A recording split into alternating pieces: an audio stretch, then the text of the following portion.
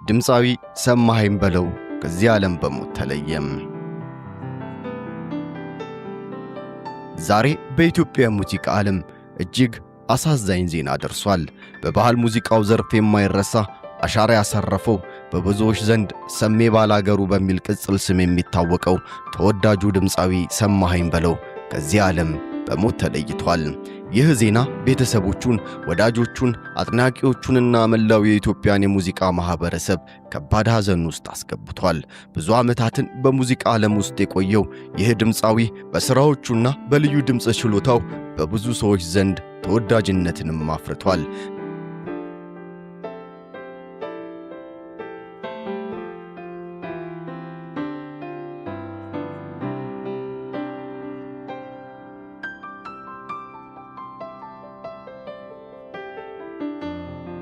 እንደተገለጸው ድምፃዊው ለተወሰነ ጊዜ ሕክምና ሲከታተል ቆይቶ ዛሬ ዕለት ሕይወቱ ማለፉ ተሰምቷል።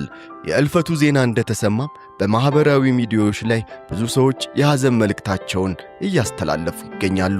ሰማኸኝ በለው በሙዚቃ ሥራዎቹ የገጠሩን ሕይወት፣ ባህል፣ ፍቅር፣ አብሮነትና ማህበራዊ እሴቶች የሚያሳዩ ግጥሞችን በማቀንቀን ይታወቅ ነበር። ዘፈኖቹ በቀላል ቋንቋ ቢቀርቡም ጥልቅ መልእክት የያዙ ነበሩ። ነይ ዘመዴ፣ እንዴነሽ፣ በደቦት እንስራ፣ ዘናበይ እና ባላገሩ ከተወዳጅ ሥራዎቹ መካከል ይገኛሉ። እነዚህ ዘፈኖች በየቤቱ፣ በየባህል ድግሱ፣ በሰርግ ፕሮግራምና በተለያዩ የማህበራዊ ዝግጅቶች ላይ ተደጋግመው ሲደመጡ ቆይተዋል። ድምፃዊው የባህላዊ ሙዚቃን ከዘመናዊ አቀራረብ ጋር በማጣመር ለአዲሱ ትውልድ እንዲደርስ አስችሏል። ይህ የኢትዮጵያ ባህላዊ ሙዚቃ ተወዳጅነቱን እንዲቀጥል ትልቅ አስተዋጽኦም አበርክቷል። ብዙ አድናቂዎቹ ስለ ሰማኸኝ በለው ሲናገሩ የሕዝብ ድምፅ ነበር ይላሉ።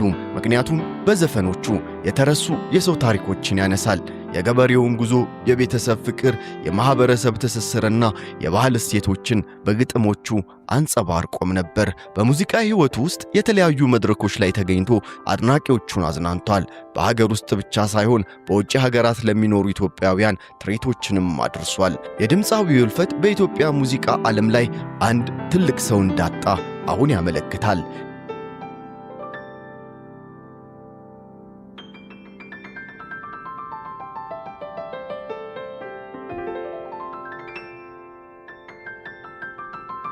ነገር ግን የሰራቸው ሙዚቃዎችና ያበረከታቸው ጥበባዊ ቅርሶች ለረጅም ጊዜ በህብረተሰቡ ልብ ውስጥ ይኖራሉ። እንደ ቤተሰቦቹ መረጃ ድምፃዊው ባለትዳርና የአራት ልጆች አባት ነበር። ቤተሰቦቹን በፍቅር የሚያኖርና ለልጆቹ አርአያ የነበረ ሰው እንደነበርም የሚያውቁት ሰዎች ይመሰክራሉ።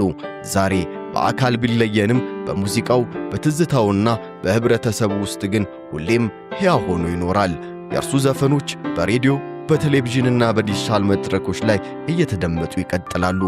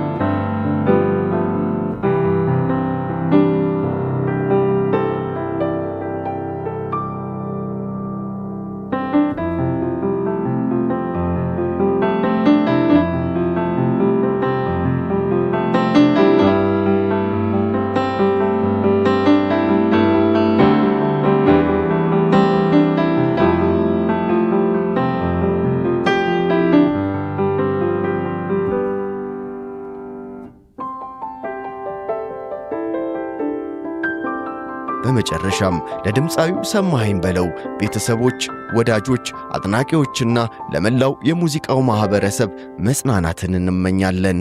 ቸር ያሰማን ኢትዮጵያዬ።